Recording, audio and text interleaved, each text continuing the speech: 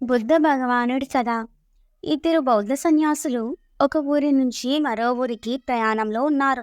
వారి ప్రయాణంలో భాగంగా ఒక నదిని దాటవలసి వచ్చింది. వారు ఆ నదిని దాటుతున్న సమయంలో అక్కడ ఒక గర్భవతి అయిన స్త్రీ తన 3 ఏళ్ల బాలుని ఎత్తుకొని ఆ నదిని దాటేందుకు అవస్థపడుతుండడం వీరిరువురు గమనిస్తారు. వీరిని చూసిన ఆమె ఉధృతంగా ప్రవహిస్తున్న ఆ నదిని దాటేందుకు సహాయం కోరుతుంది.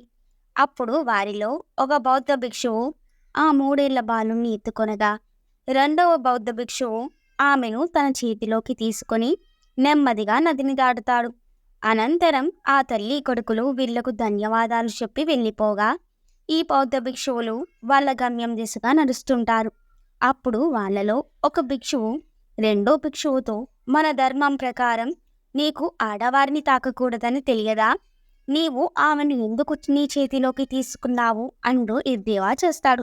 అప్పుడు రెండవ భిక్షువు ఇలా అంటాడు, మిత్రమా, నేను ఆవిడను ఆ కాసేపే నా చేతులతో మోసాను, కానీ నీవు నీ మనసులో ఇంకా ఆమెను మోస్తూనే ఉన్నావు అంటాడు. ఈ కథ ద్వారా సంగత్వం అనేది మానసికమే కానీ శారీరకం కాదని, అసంగత్వం అంటే మానసికంగా అంటకుండా ఉండడం అభ్యాసం చేయాలని తెలుస్తున్నది.